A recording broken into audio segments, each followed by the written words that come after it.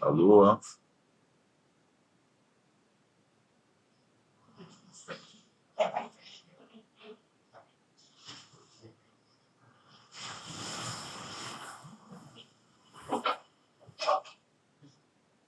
Hello, everyone. Luciano Oliveira Lawyers. We're starting one more live stream.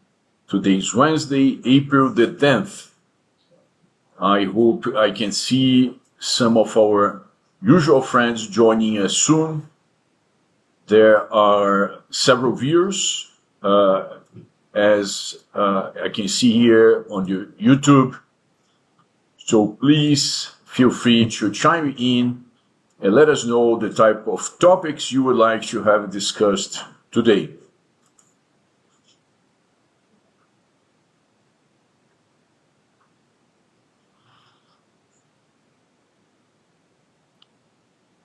Okay, while you're still warming up, there's some news. Exactly today, Tuesday, April the 9th, the Brazilian government, they enacted a decree, once again, postponing the enforcement of a visa to citizens from the US, Canada, and Australia.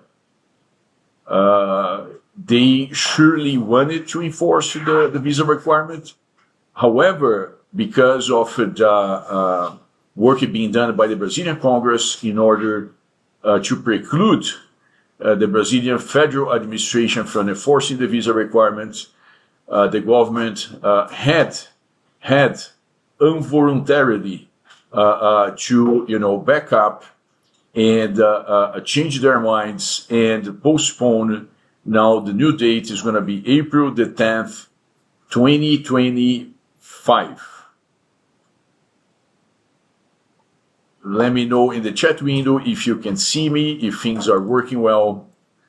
I'm not sure if the internet over here is with the quality we would expect.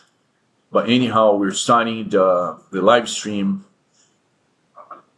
And we have Royland Walker. Thank you, Royland. Thank you for joining us. Thank you for chiming in. Royland, if you have any questions or any topics of your interest, let us know. And we're going to have discussed here live. I see we have many participants already. We have Bill now chiming in. Bill here. Does that mean I don't have to apply for a visa? Yes, Bill, that's correct. No visas required anymore until April the 10th, 2025. Okay? So, just to address, I know that many people actually did apply for the visas, expecting that the Brazilian government would do what they said they would, and they didn't. So I don't think there is a loss over there because you still have a visa that you can use for the future. So let's say if in April of next year this thing finally takes off, your e-visa, if you have an e-visa, or even if you have a visa from before, right? Like, I mean, usually the visas that were being issued from 2010 to 2016 or 2017, those visas, as long as they remain within the 10-year period, you can still use. All right, so just making sure that's a kind of common question we see in our consultations, like an old visa prior to the new e-visa, is it still good? Yes, they are still good. And if you got the e-visa, that's the same concept. It's valid for 10 years. Just a heads up, particularly for the e-visa, it attaches to your current passport. So unfortunately, if your passport expires a few years down the road, unfortunately, the e-visa will not, achieve the entire 10 years. It's gonna actually gonna expire before the 10 years. It's gonna expire along with your passport. Keithwell, welcome, Keith. Thank you for supporting the channel. Thank you for showing up. Roland Walker, Brazil is my favorite place on earth. 100%. Yeah, thank you for sharing the excitement, Roland. I agree with you. Nothing is more exciting than Brazil. I would say it's also my favorite spot. And my second favorite one is the United States. But I think we are on the same page, Roland. Okay, we have the 552. Welcome, the 552. I see that the 552 is going to be joining us for many live streams to come.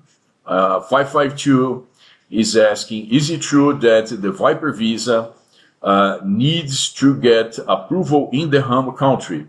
Or can I get approved in Brazil without having to travel back home? So, the traditional path for the Viper, it's actually for you to get first an approval in Brazil. That's where the process gets started. And then later on, you have a second leg in the consulate responsible for your address abroad. And the reasoning for this leg abroad is that this is like a very high level visa, as you understand. And the Brazil want to cover both bases. They want to understand the application process from the Brazilian perspective. So, for instance, if you're getting the Viper to purchase of real estate, a consulate is not going to be able to review the underlying real estate transaction to support the Viper. So this first leg must be done in Brazil, no matter what. The second leg, when the visa is in theory already approved, they are going to send it to a consulate abroad, because then the consulate, on the other hand, is going to be better positioned to review the candidate, for instance, like to review a background check, to review other aspects of the applicant, such as if they're providing a birth certificate and so on. Okay, so that's the traditional path. Now, in our research, we saw a potential path for a person to apply for the Viper entirely in Brazil. Okay, this looks like something new. We never had an application for a Viper 100% in Brazil, but we do have a couple of Viper applicants in the pipeline, and we are kind of working on the real estate transaction at this time. But I believe that in a month or so, we're going to try to apply for the Viper entirely in Brazil and see if this potential route is going to work or not. Okay? Not sure, this is not something that you should worry about. But Brazilian immigration, there is no board, right? There is no official board from the Brazilian immigration explaining when they are changing things. They're just going to publish what we call resoluções normativas, or regulations that are still high level, and they don't bring those fine details, those nuances. We're going to end up finding out on the fly, right?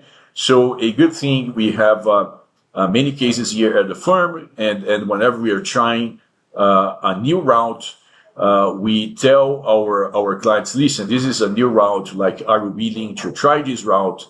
And if the client says, yes, I don't want to fly back to the United States, for instance, I want to remain in Brazil, that's the green light we need to try to get the Viper entirely approved in Brazil. But for every single Viper we got up to this date, they did have both legs. They start in Brazil, they have a leg in the United States, and then they finish up in Brazil, again, a third leg in Brazil, with the registration of the foreign citizen at Polícia Federal. All right. Bill, what about background checks or anything else?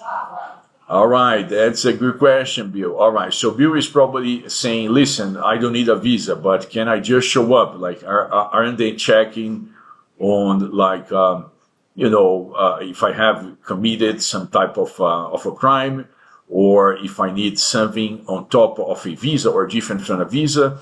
Let me give you a very real example, right? During COVID, even without presenting a visa, a U.S. citizen or an Australian citizen or a Canadian, they would still need to present like the vaccination card during a certain period, and eventually no longer the vaccination card, but like a negative result of a COVID test, and during some time they coexist. So you could have either the vaccination card or the negative results, print out.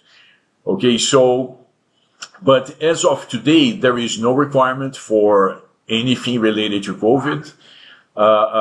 There is no need for you to present some type of a background check, okay? And you could pretty much just buy a ticket with whatever airline you prefer and fly tomorrow, April the 11th, to Brazil and be happy, okay?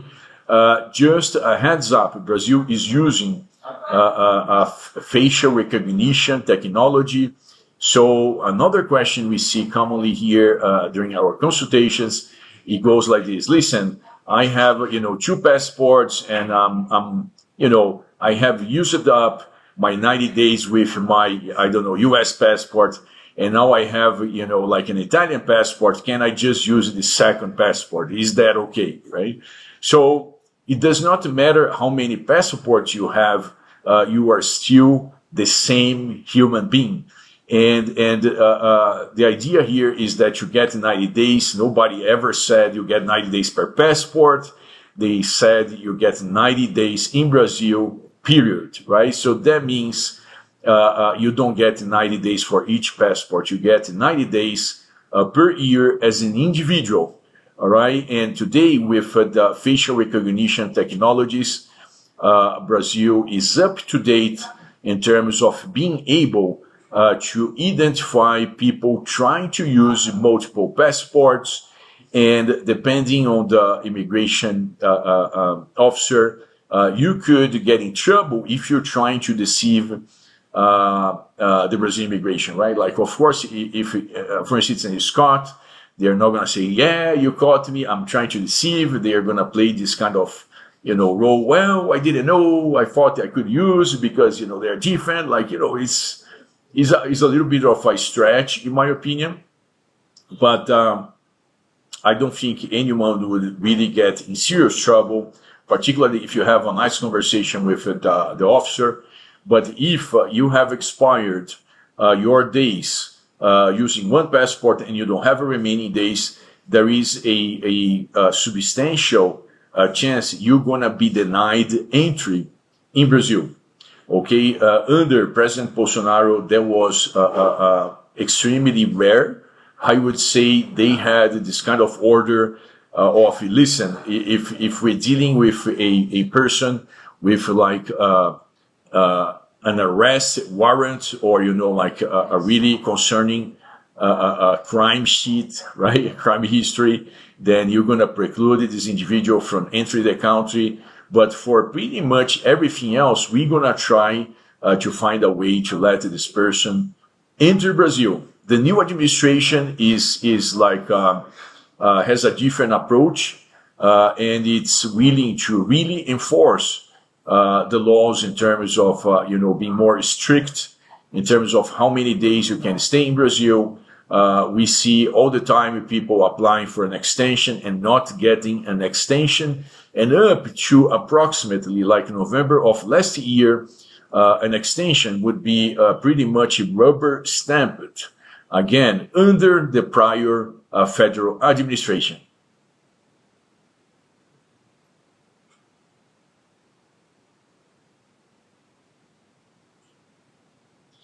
All right, Keith, well, can you explain the difference between service condo and regular condo? Would a buyer from US ever buy a service apartment to live in? Okay, so the terminology, like there are different terminologies, but this goes like this. Like a regular condo is like an apartment building, and most people over there, they are going to be a long-term residents, right? For the service condo, right? This is the language that Kitty is using, and it does make sense. A service condo, we Brazilians usually call aparte hotel, which means like a hybrid with a hotel and an apartment building, right? Meaning that you're gonna get services potentially like a daily cleaning. You could have like a parking garage, well staffed, right? Like, so you have lots of conveniences that you would not get in a regular apartment building. Okay. So from the immigration perspective, like if your plan is to pursue the Viper visa, there's not going to make any difference. Okay. Like the immigration is not going to care if this is a service or, a regular condo, and both would work well. And in terms of, a better choice, it's really up to you. Some people would like to have a more regular, condo, because then you're not going to pay, HOA fees that are going to be, higher when, if you have the service, a condo, of course, like you're going to be paying for the services, right? Like it doesn't come for free. So the HOA fees in a service condo are going to be substantially higher, and that's something for you to consider. But if you have like a service condo, on the other hand, you can also probably command and charge higher fees, particularly for short-term rental. Oliuni Ajao, welcome Oliuni. Oliuni is also coming back. Very good to see you here, Oliuni. I know you prefer digital nomad visa applications from inside Brazil. Has your firm ever supported a digital nomad visa application that was submitted outside Brazil? Yes, Oliuni. So some people, they say, listen, I understand I'm gonna still need to, do some legwork with the consulate, but I still need advisory on things such as the contract, like how to present the paperwork, how to validate your birth certificate, and there is a bunch of other declarations. So as long as the client is on the same page in terms of doing more than what they would need to do in Brazil, we are happy to assist.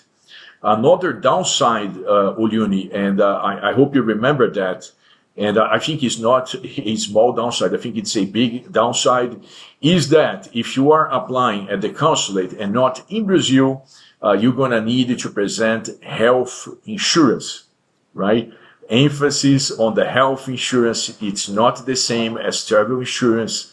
I saw some people trying to argue, well, I have a travel insurance, but here it says pretty clearly that it's going to cover like medical events. I have $50,000 of coverage in hospital and this and that, but at the end of the day, this is not health insurance. This is, travel insurance. And we've seen more than once, consulates to say, I don't want travel insurance. We want health insurance, right? And then the bottom line over here is like, if you do have a really nice health insurance in your country, and this health insurance is going to provide the coverage in Brazil, then you don't need to get anything extra. And then you can go through the consulate route, which may be even better than the Brazilian route, because then you don't need to pay our fees. You can most probably handle by yourself. There are just like a couple of, or maybe three serious mistakes that would kill your application at inception. But most of the time, the consulate is actually gonna give you, like potentially more than a single opportunity to fix your documents. Okay, Oliuni? So I hope that provides some additional context for your decision making. We have Joanna Susmiki. Welcome, Joanna. Can I buy an apartment in Brazil for $100,000 and eventually down the road be a candidate for the permanent residency? So the answer, Joanna, is as of today, yes.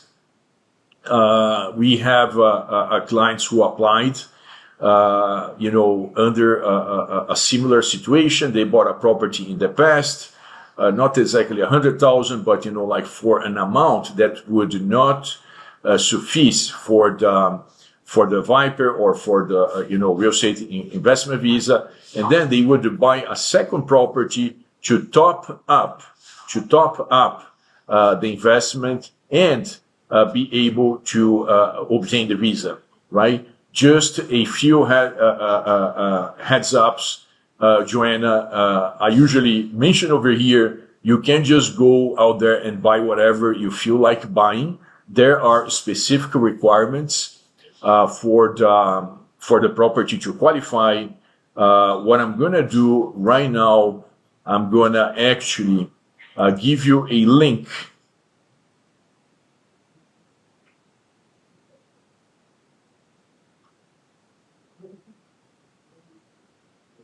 I'm gonna give you the link to the regulation, because then you can see at least like the most common types of requirements for the property to qualify, and then something that they don't really address in the regulation is the requirement for how the money should be sent.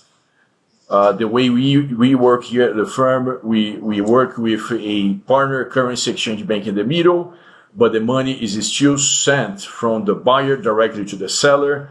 That's a major requirement. Brazil is giving you this huge visa in exchange of your money coming into Brazil directly, right? You're not going to send this money to your bank account and, let it sit over there and one day decide that you're going to buy the property. That's not how it works. Money should be fresh and should be coming from abroad. That's the whole point of the visa. Okay, but I did share the link over here. Most of the requirements you can see on the regulation. And by the way, we have a translation for the regulation in our website. So if you go to oliveiralawyers.com, you search for the Golden Visa, go all the way to the bottom, and you should be able to find a link to this specific regulation in English, right? So it's easier for you to understand, and you don't need to rely on machine translation to, get a grasp of the requirements. Team Edwards, welcome team. So good to see you over here. Hi, I'm buying a property for the Viper. And hey, guys, by the way, sorry to interrupt, team. I would like to ask you whenever possible if you could like our live. And that's something that my wife is telling me, like, you should do that at the beginning of the live stream.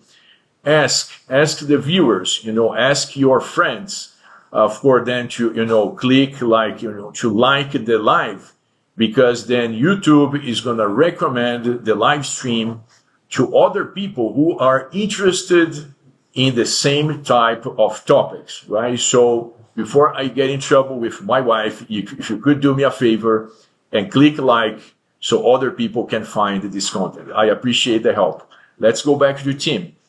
Team Edwards, hi, I'm buying a property for the Viper. Our taxes included within the 700,000 reais Northeast property, or easy the value, less taxes. Thank you a lot. All right. So Northeast, right? So that's the first thing we're going to talk about here, because not everyone knows about that, team. There are actually two different requirements in Brazil.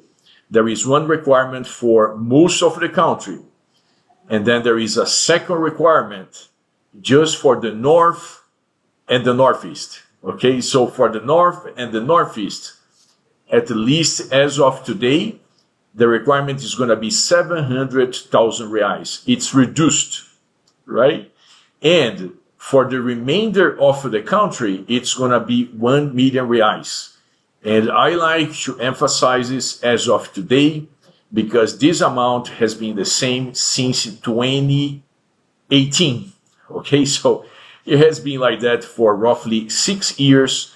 Like every single government administration is of course trying to find funds, is trying to find the revenues, to fund public services. This new administration is not going to be different, and they are, already tweaking other aspects of immigration, just exactly like they tried to do with the e-visa. So I think, it's not going to be a surprise if they raise the requirements. I think it would be a surprise if they do not raise. Okay, so just a heads up that we don't have notice of an increase, but I think that would make a lot of sense.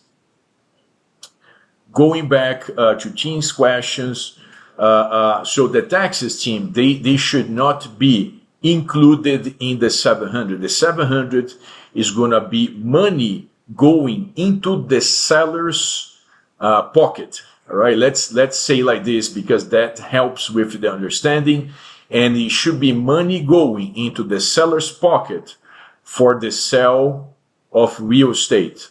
Right? Emphasis here in real estate, because if you're buying, for instance, an apartment or a beach house with a lot of furniture, maybe some paintings, some stuff, and if the immigration can see this in either the purchase agreement or the closing papers that the money was being paid not only for real estate but for something else, they are going to allocate and they are going to make this question. They're going to ask this question: is he spending 700,000 purely on real estate? And if you're not, guess what? They're not going to give you the visa, and then you're going to need to buy a second property to cross the threshold.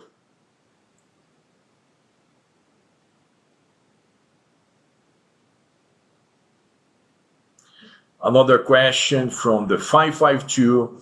Thanks for the response. You're pretty welcome, 552. I'm also wondering, does the applicant need to stay in Brazil and wait until it gets initially approved, or do they go home and wait for the approval there?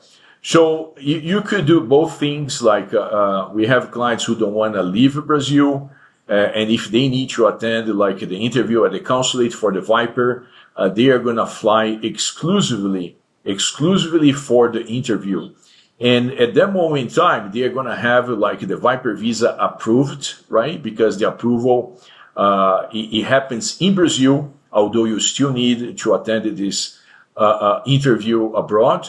So even if you are, like you've been in Brazil for over 90 days, as soon as we file an application, we like to say that this is going to stop the clock, because as long as you have like an immigration application with the Brazilian immigration, they are going to consider that you are in status, meaning that you're not like illegally in the country. Okay. For some clients, or I would say for most clients, we usually say, listen, don't rush yourself in terms of buying a property in Brazil. You could potentially get something like the digital nomad visa, which is going to give you up to a year in Brazil, and then you can take your time and do your shopping, hopefully without being pushed around by realtors. Okay, we have this fight every single day. I do have many realtor friends in Brazil. I even recorded videos. Like if you search in our channel, you're gonna see, for instance, James Rocks is a realtor in Florianopolis. He's great. And so there are many realtors we are friends with, and these realtors are usually more established realtors, so they are not really into this game of pushing foreign citizens around and BSing their way out in terms of like saying, well, there is like 5 other interested buyers, and sign this offer here before I'm going to share any documents with you.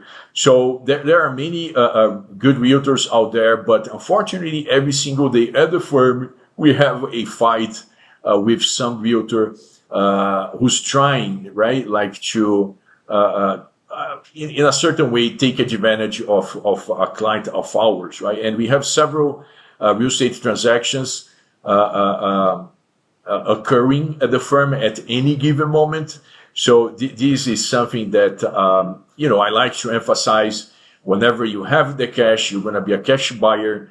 This is not very common in Brazil, right? Not even in the US, right? Like people don't go out there and buy houses on a cash basis. Most people in the US, they are going to, have to secure a mortgage to do so. So if you come into Brazil, which is a country in which money is even more difficult to obtain, like you should be treated like, with a lot of respect and deference and professionalism, right? And I don't like when people, tell our clients, well, it's taking too long. Like your lawyer is like, is slowing down the process. You don't need a lawyer. And then we're going to look at the papers and there is something, really serious with the paperwork. So that's where we are coming from. I hope it makes sense. Short answer, 552. You can stay in Brazil. You can, go back to your country. It's up to you. Of course, it's recommended to have a plan, in terms of keeping you legally in the country, to avoid fines and aggravation when re-entering Brazil. Wilbert Bailey. Welcome, Wilbert. Good to see you back. Olá, Senhor Oliveira. Olá, Wilbert. I was going to apply for the e-visa today. No, I did not have it to apply. Should I start the application process for the retirement visa before I go to Brazil? You're right, Wilbert. The Brazilian government, yesterday in the evening, according to Vitória Rodrigues, she's one of our great immigration experts in our Rio de Janeiro office. And Vitória, she was tracking throughout the day, and she told us today, like she did share a copy of the decree, that the decree was actually successful. I think it was passed or promulgated like in the evening. So that's super fresh news. I mean, there was an expectation of the postponing, the talks about postponing. It has been around for probably 10 days, but the decree for postponing the e-visa requirement, it went through yesterday, Wilbert. So that's correct. Like you don't need to apply for the e-visa. If you have the e-visa, don't be sad. It's still valid like for 10 years, and maybe you're going to be able to use it in the future. Now, what about retirement visa? Should I start before I go to Brazil? Wilbert, that's a personal decision.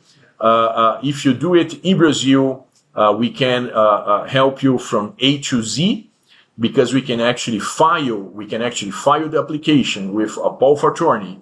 We can have like a letter explaining that our firm, a law firm, is representing you in the process, which it does look good, like when the immigration analyst is reviewing the paperwork, and we can help you with pretty much everything, no exceptions, right?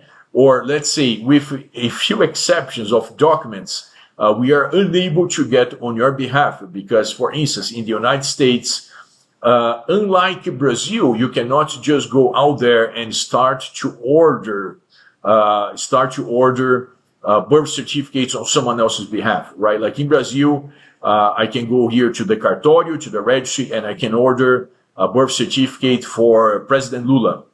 I can order the birth certificate for President Bolsonaro, right? And they are going to give me the birth certificate for these two presidents without asking a question, because this is customary in the Brazilian legal system, but not in the US. In the US, you don't order someone's birth certificate unless you are the person, or you have a legit reason for doing so, such as probate. Right? So with these few exceptions, in Brazil, we can help you from A to Z. And that's one of the reasons why we recommend, because then you can have professional help throughout the process. The second reason is the same thing I said at the beginning of this live. If you are applying for the digital nomad or the retirement visa abroad, you're going to need to present health insurance valid in Brazil, which may be a problem for many applicants. And if you are applying in Brazil, there is no such requirement. Okay, Wilbert? So for you, both options are on the table. If you want to apply at a consulate, you could do so. Just make sure that your health insurance has coverage for Brazil before making such decision. Bill, thank you so much. What is the English translation for Luciano? All right. Luciano, it comes from light, right? So I don't think there is like an English translation for Luciano. And this is an interesting question, Bill, because, and by the way, right, like Bill comes from William, and William we also have in Portuguese, right? So there is no translation for William. William in the US, William in Brazil. Some of the names, they are going to change somehow. For instance, Joseph, right? Joseph is a super common name in the US. And in Brazil, we say José. There is John in the US. In Brazil, we say João. Okay. So, many names, they do have a correspondent one, but not Luciano. So I like to joke, right? When I am in the US and I see people having some difficulties with my name, sometimes I tell them, listen, you can call me Luke, right? Luke. So I don't know. Luke kind of sounds like similar, at least, at the beginning of the name. But yes, Bill, there is no direct translation for Luciano. Bill, it would be my honor to meet you. The same here, Bill. We just need to make sure that we are at the same place, like when you are in Brazil. And by the way, I would like to ask, do you guys know in which city I am today? I think that the building behind of me should tip you off. But let's see if someone can figure out the city in which I am today. Another thing, Bill, just so when people send like emails or questions, they are not frustrated. I provided, the live streams on Wednesdays and Sundays whenever I can in order to help the expat community. But whenever people send me emails asking questions or asking for advisory, our team, and this is going to be usually Justin, there is Kina, there are a few other people in our team who are going to actually answer the emails, and they're going to say, listen, you need to schedule a consultation, okay? And our consultations, they are paid. And by the way, this is mandatory by the Brazilian Bar Association, okay? So it's not like we are inventing something new. And in Brazil, it's actually mandatory whenever you provide a consultation, right? A one-to-one, right? We're not talking about a live stream in which there is no confidentiality. But if I'm answering your questions, either in an email or a one-to-one video call, we need to charge, okay? So just as heads up, because some people, they participate in our live stream, and for some reason they are gonna just send us a bunch of questions, and then when we say, listen, you need to schedule a consultation, some of them, they are gonna get upset. So I want to get this out there, and I'm sure you understand, we need to pay the bills, okay? So we need to charge for our services. Live streams, it's my pleasure. It's actually an exchange. I can share my knowledge and you guys can share your experiences. So I think it's a great gift from all of us, not only me, but you as well. When you're asking questions that are relevant to your journey, I'm 100% sure other people are in the same situation. And when they hear your question, they are able to help. They are able to learn from this dynamic. Okay, so this is my thanks to you as well, Bill and the others. Edelsmid Coco. Welcome, Edelsmid. I believe this is your first time here. Correct me if I'm wrong. I send money from my European account to Brazilian account. Then I pay the apartment. So this is not good. Edelsmid, I don't like this route. Okay. And I've been sharing this position here at the live streams. And for every single client we take on board at the firm, we're gonna make sure that the money goes straight from the buyer as you abroad to the seller's bank account in Brazil. Because if you think about the immigration requirements, the requirement for the Viper or the Golden Visa or the investment visa is that you are sending money from abroad to Brazil to buy real estate. And something that very few foreign citizens understand is this is just not like a colloquial or a conversational way of describing the process.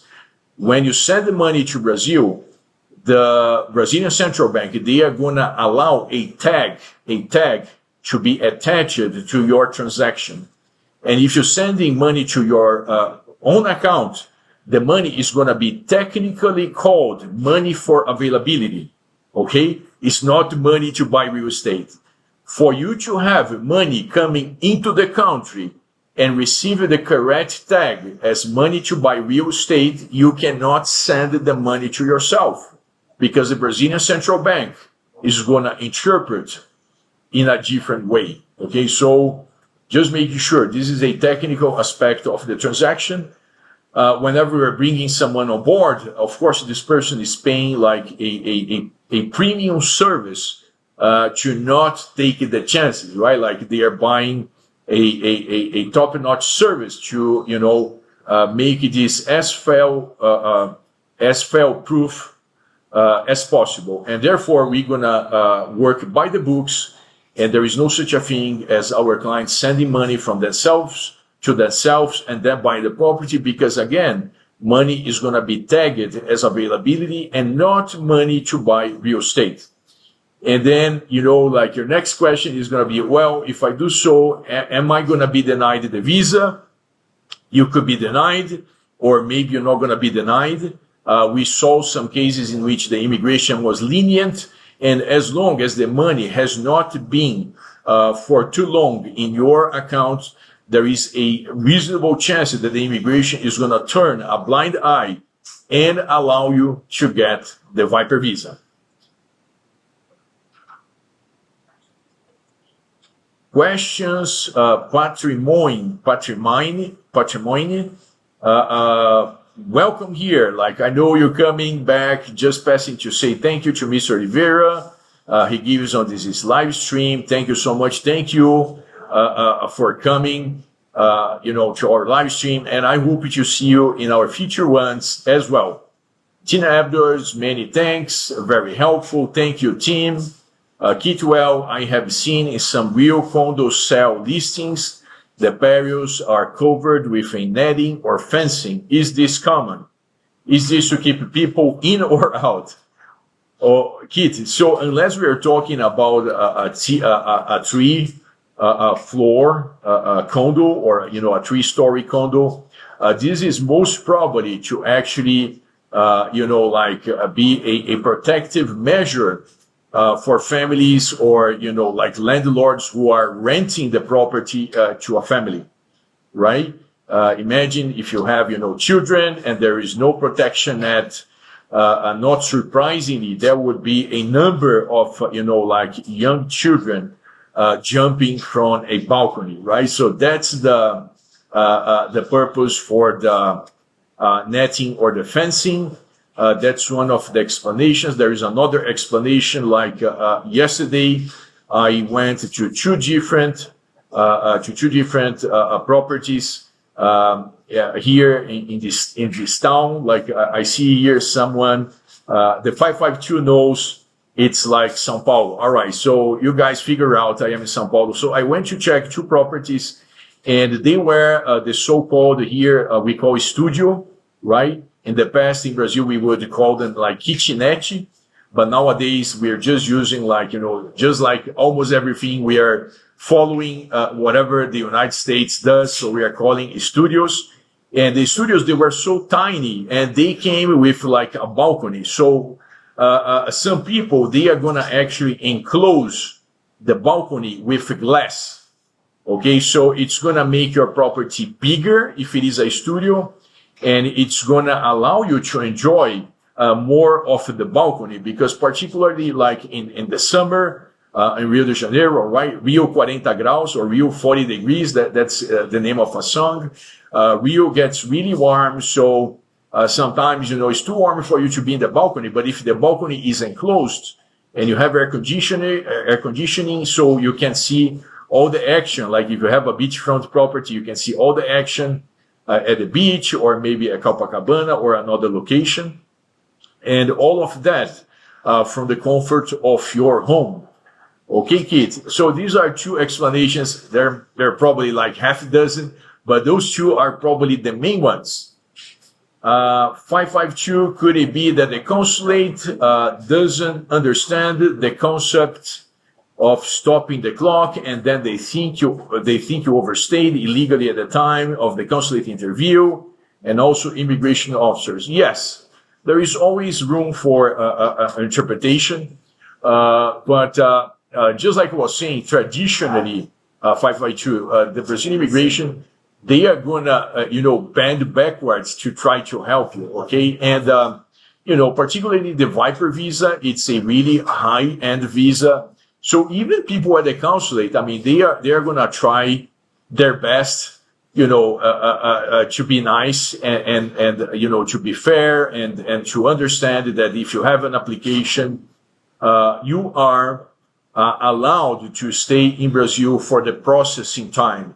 And we actually, whenever you are in this type of situation, we provide you with a letter explaining the legal provision, right? There is a law like the Lei dos Imigrantes, the law of the immigrant. So there is a specific legal provision that's gonna support, right? It's not just my opinion that you can stay in Brazil. There is like a supporting specific, piece of the code. And that's something we provided to our clients, so they have actually peace of mind. And if they arrive, and that happens, right? Like you arrive in Brazil, I like to share, there are no immigration officers from the government whenever you are arriving in Brazil. They are going to be outsourced, a lower level admin positions with little to no training. So they don't have a clue about what's going on over there. They have, probably a few types of situations they need to be able to decide on the spot. But for pretty much everything else, they are going to call a supervisor. But when the supervisor comes and you show the provision of the law, he's going to read it. He's going to remember if he doesn't know by heart, and you're going to be good. Okay? So in theory, there is such risk, but we never saw it happening. I wouldn't worry about that. All right, Bill, there are 13 people watching, only 3 likes. Come on, people. Thank you, Bill. Yes, I need some likes. Come on, guys. Let's help us spread the word. Thank you for the support, Bill. The 552, isn't that an Oscar Niemeyer building behind you? It looks like São Paulo. That was perfect, the 552. So that's indeed like an Oscar Niemeyer building, right? Oscar Niemeyer, he was by far the most famous and the most respected architect that we had for the last 100 years. And I think he lived for almost like 100 years, and he just died, if I'm not mistaken, like a few years ago. But this guy, he was a monster. Like he was one of the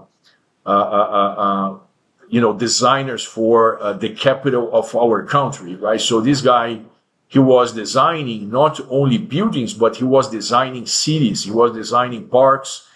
He was designing all types of things you can potentially imagine.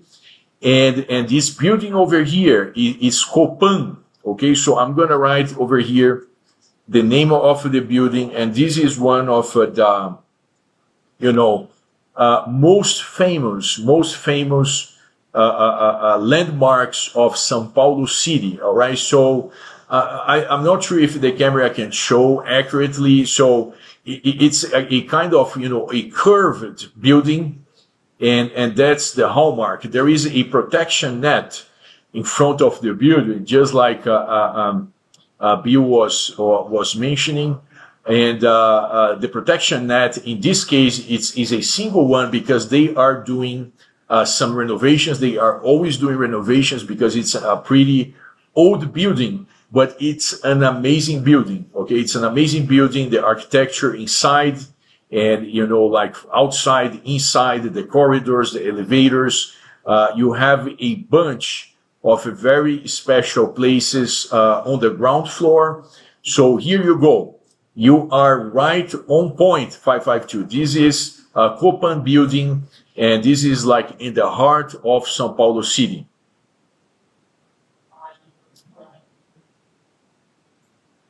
Okay, we have Royland Walker. Don't worry, I'm using your company when I file for my retirement visa in a few months. Thank you, Royland. I appreciate the support. We're gonna be honored to serve you. Okay, so we're gonna be here for you when the right time comes. We have Abidel Haditaya. Welcome, Abidel. I'm planning to come to Brazil to have our baby, and I'm interested in your services. Can you help wherever we are located in Brazil? What's the best city to get the process done as fast as possible? Abidel, we do have other clients. So for those who don't know, if you have a child in Brazil, you are entitled to permanent residency, right? We call childbirth permanent residency. And yes, we do have a few clients. It's not like our top specialty, but yes, we do help. And our recommendation, Abidel, is for you to schedule a one-to-one consultation so we can review your specifics, and that could help you with the planning, right? So do not wait until you are in Brazil to schedule something. Our consultations, they are always by Zoom, even if we are at the office, right? Usually our offices, like, people are super busy. We try to keep a tightly run ship, right? So whenever you come to our offices, you're going to see everybody's going to be working hard. We don't provide consultations on the spot. We handle our consultations over Zoom, so you can schedule. And if you want to drop by for a 5-minute coffee, you don't even need to be our client. Like, if you are one of our friends here in our live stream, you don't need to pay a consultation to have a coffee. Drop by. We have physical locations in Rio de Janeiro and São Paulo, and we have a good coffee machine. You can have espresso with us, with our team. We're gonna be happy and pleased to get you some coffee, water, and to say hi to you. Ed Smith, Coco, obrigado. All right. The 552, and just a heads up, we are in the final minutes of our live stream. So if you have any final comments or questions, tips, feel free to share now. Otherwise, we're gonna meet again on next Wednesday. All right. Let's see. Another question from the 552. Is that building an office or is it a residential apartment? 552. So Copan has been a residential apartment complex for a long time. There was an attempt to make it like a hybrid, a type of mixed nature building, but as of today, it remains a purely residential building. Okay. And now just remember that, like, in the lower level floors, they have a bunch of stores and businesses, right? So do not get surprised if someone says, well, I have a business at Copan. But this business is going to be like in the lower levels, like in the first or second floor of Copan. It's not going to be like on the rooftop. All right. So, and it's a highly desirable building complex here in São Paulo. It was not the case like 30 years ago. Okay, like 30 years ago, I remember when watching TV, they would say, like the building was degraded. It was you would see like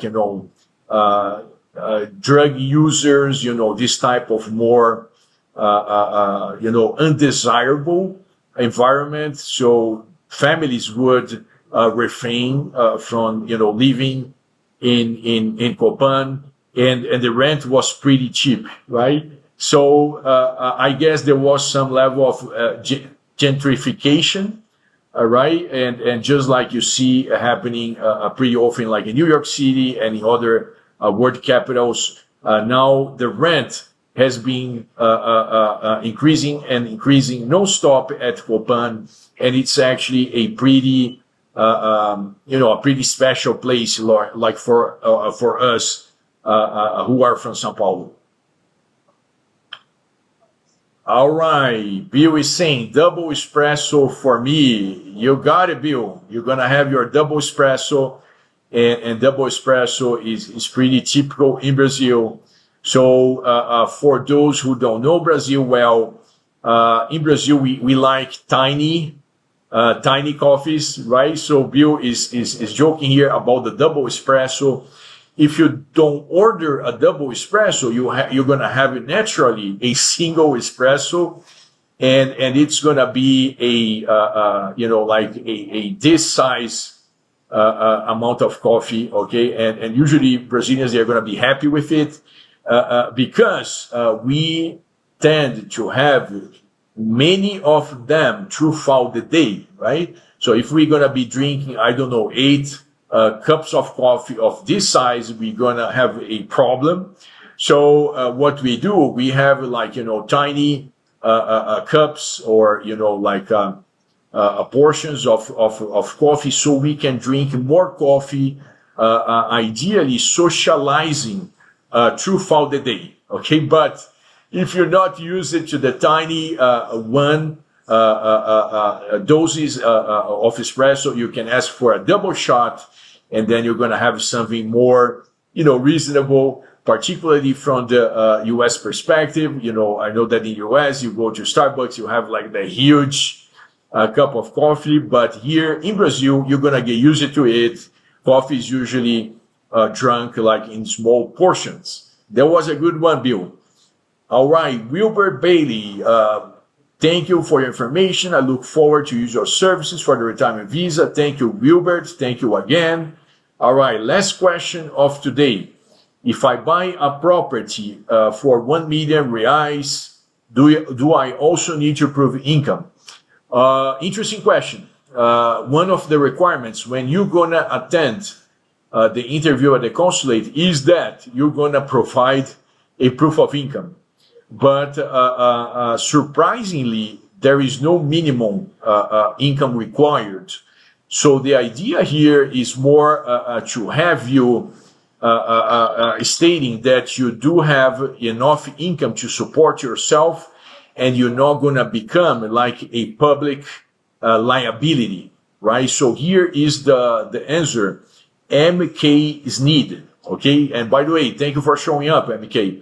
So MK, here's the point. You do need to prove income, but there is no requirement for a minimum income anywhere, right? So anything reasonable should work, particularly if now you have like your own property to live in.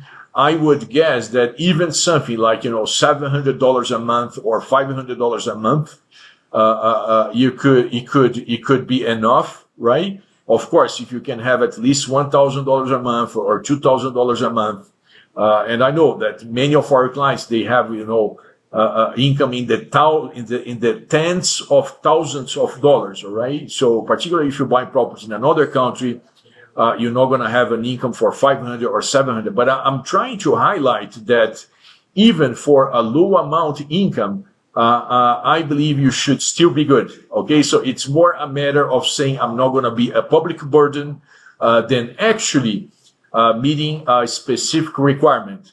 So once again, if you could, please like our live so other people can find it later on. I appreciate your presence. We're not going to have a live stream on Sunday, but we're going to be together next Wednesday. And I hope to see you again. You have a blessed rest of your day. You take care.